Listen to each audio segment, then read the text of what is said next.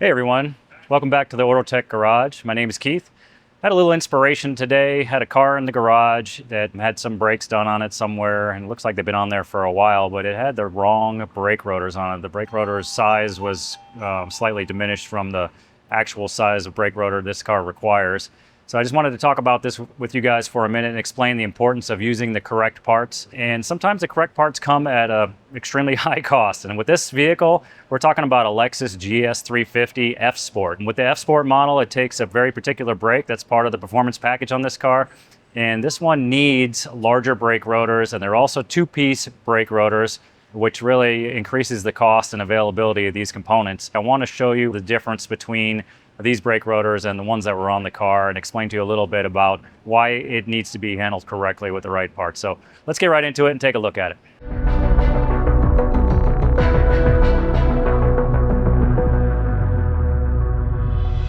So you're going to see here, this brake rotor has an aluminum hub on it and then an outer piece made of steel. And it's held on here by these rivets on it. The difference I'm going to show you, most importantly, is the diameter from here to here on the brake rotors that were on this car. They were quite a bit shorter and weren't using all of the brake pads. So there's probably a good portion of the brake pad, maybe 20% of it or so, that wasn't even touching the brake rotors. And we want to make sure that this braking system is functioning at full capacity, especially on a performance car like this one. So I'm going to show you these brake rotors that came off of this Lexus. There's a couple interesting things I want you to note about the rotors, some of the indications that these pads didn't fit properly. Along the edge of the rotor where the vents are, you can actually see they're worn shiny, and that's because the brake pad has actually wrapped itself around the rotor. And we've got a good portion of the brake pads at the outer edge of the rotor that were really not even on the rotor. They were just kind of wearing themselves around the outside. So they're basically brand new thickness on the brake pads where they were not making any contact with the rotor, and the rest of the brake pad was wearing out. And that's why I'm telling you that there's not 100% of braking capacity going on with these. We've got a large portion of brake pads that are not even in contact with the brake rotor. In addition, you lose a little bit of your stopping power when you don't have that larger disc. So the further the disc extends out, the better leverage you have on the brakes. And that was part of the problem with this particular car. So I want to show you the diameter of this rotor. It's checking in here, if you can see. It's about 335. I think it calls for 334 on this one. So 334 millimeters is the dimension of the rotor we pulled off of there.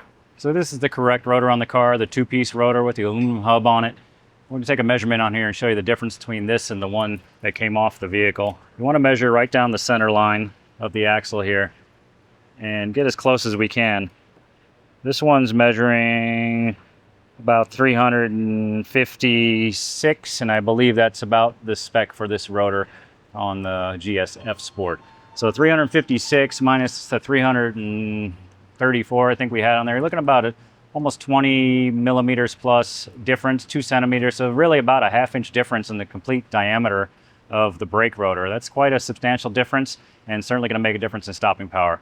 So if you look here at these brake pads, you notice this portion where my finger is touching has worn down fairly low, where this portion of the brake pad up here hasn't worn at all.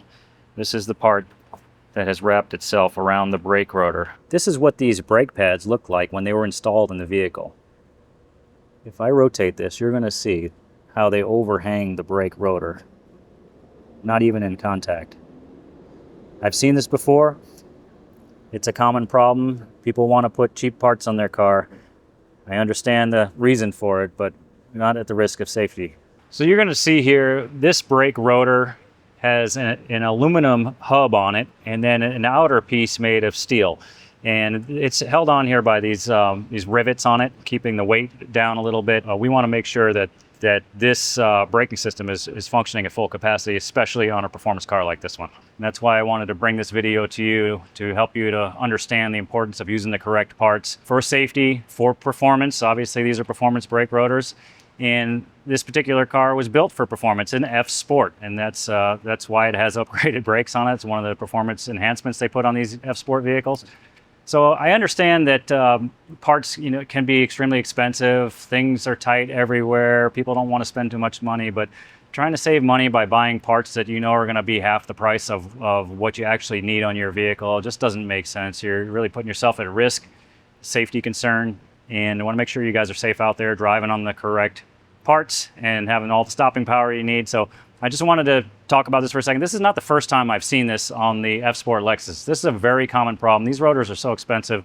Nobody wants to buy the ones that belong on the car. So they're all putting on whatever just fits on the studs, basically. And you know, this is probably the third time I've come across this. So that's why I thought it was important to make a video for you. So just be safe out there. Make sure you're using the right parts. Make sure you're getting the right parts on your car. And we'll see you again in the next video. Thanks so much for watching.